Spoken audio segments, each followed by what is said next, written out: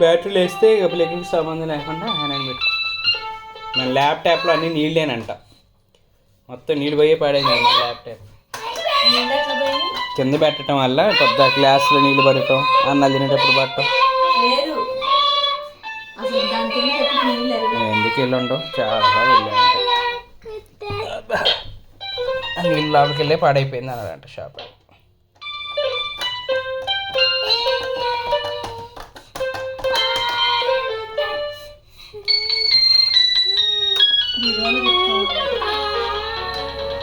కాదు పెట్టేటప్పుడు కింద అస్సలు పెట్టకూడదు, నేల మీద అస్సలు పెట్టకూడదు ల్యాప్టాప్. దీన్ని కూడా నేల మీద పెట్టకూడదు.